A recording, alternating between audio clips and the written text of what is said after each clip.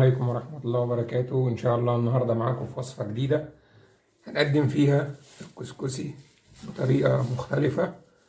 مكونات الوصفة معانا كسكسي، بطاطس، جزر، البطاطس متقطعة زي ما حضراتكم شايفين، والجزر نفس القصة، عصير طماطم، اللحم بتاع الطماطم مقطعينه سلايزات رفيعة كده، ومعانا بصل، ومعانا بسلة، ومعانا لحمة مستوية متقطعة قطع، ومعانا مكعبين زبدة، فصين توم، ومعانا البهارات زي ما حضراتكم شايفين: زنجبيل، سنة كمون، كزبرة، فلفل، زعتر، وملح، ومعانا مكعبين مرقة دجاج. زي ما حضراتكم شايفين معانا هنا طاسة فيها مادة دهنية.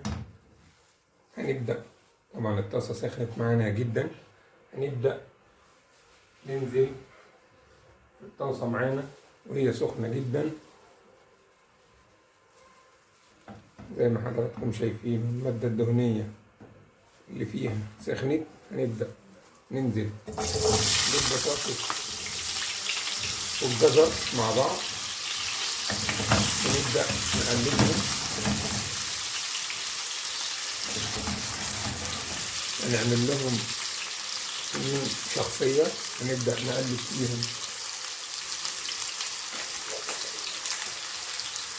زي ما حضراتكم شايفين.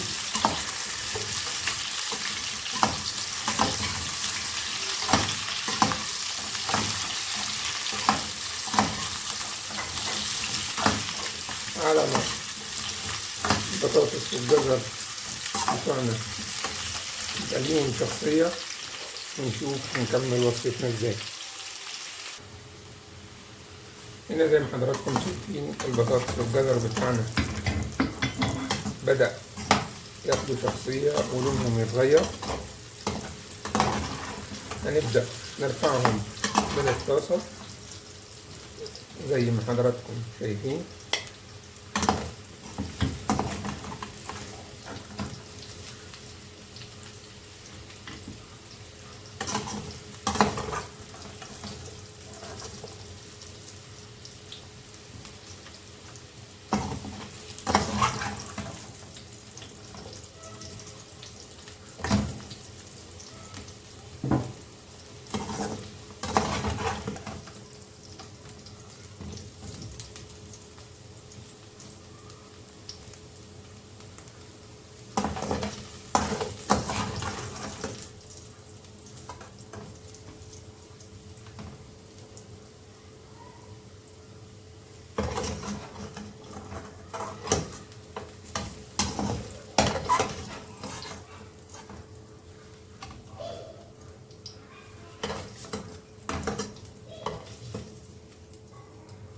وفي نفس الطاسة هنبدأ ننزل فيها بالبصل،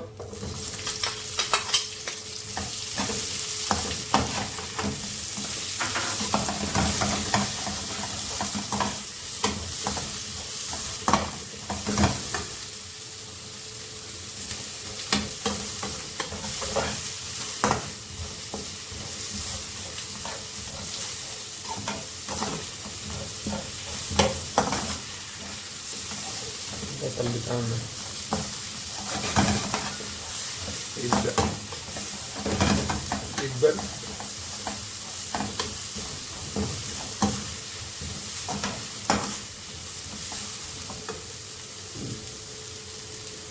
نبدأ ننزل بمكعب الزبدة مع البصل زي ما حضراتكم شايفين.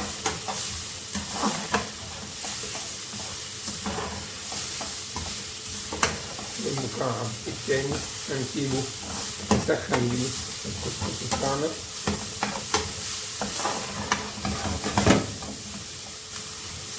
زي ما حضراتكم شايفين البصل بدأ يكبر. هنبدأ ننزل بفص الثوم بتاعنا،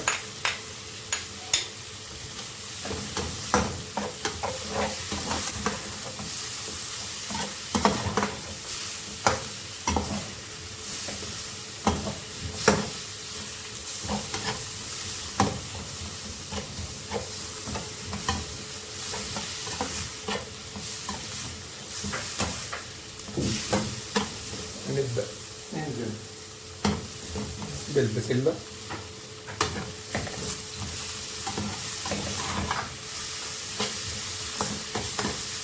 زي ما حضراتكم شايفين، وهنبدأ ننزل بالخضار بتاعنا تاني، البطاطس والجزر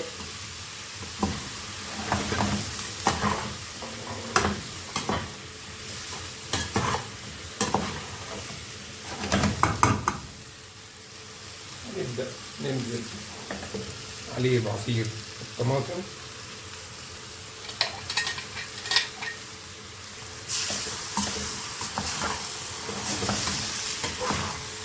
ممكن نديله سنة مية أو سنة شوربة، وهنخلي الطماطم اللي احنا مقطعينها شرايح للآخر خالص هي واللحمة، طبعا عشان اللحمة بتاعتنا مستوية. هنبدأ دلوقتي ننزل بالتوابل بتاعتنا،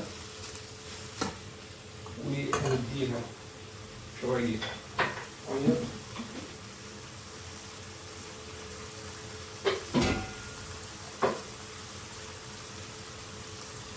زي ما حضراتكم شايفين، وهنسيبها لحد ما الخضار بتاعنا يبدأ يستوي، ونشوف هنكمل وصفتنا ازاي. وهنا زي ما حضراتكم شايفين الخضار بتاعنا بدأ خلاص يدخل في سوا قدامه حوالي 5 دقايق. هنبدأ ننزل باللحمة المستوية اللي احنا مقطعينها عشان تاخد مع الخضار شوية اللي فاضلين، وهنبدأ ننزل بالطماطم زي ما حضراتكم شايفين. هنقلب كل المكونات مع بعضها ونسيبهم 5 دقايق على ما يستووا باقي الخضار، وكل المكونات تتجانس مع بعضها وتاخد من الصوص. طبعا ظبطنا الملح بتاعنا والتوابل، وهنبدأ نغرف الطبق بتاعنا.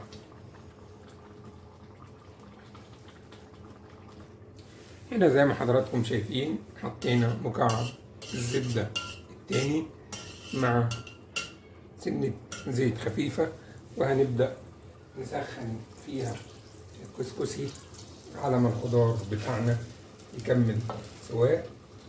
زي ما حضراتكم شايفين هنبدأ ننزل بالكسكسي بتاعنا، ده كسكسي اللي هو البلدي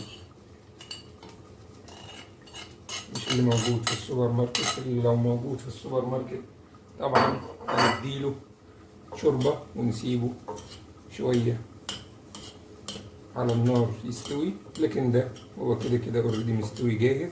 فهنديله تسخينة خفيفة من غير، ممكن لو حابين نديله سنة شوربة ماشي، أنا هفضل أسخنه بمعلقة الزبدة والزيت بس. وعلى ما كل المكونات بتاعتنا كسكسي يسخن والخضار بتاعنا يستوي، ونشوف الطبق في شكله الأخير إن شاء الله. وده الشكل النهائي بتاع الطبق بتاعنا زي ما حضراتكم شايفين، ويا رب تكون الوصفة عجبتكم، وتتابعونا على القناة ونشوفكم في وصفة جديدة، والسلام عليكم ورحمة الله وبركاته.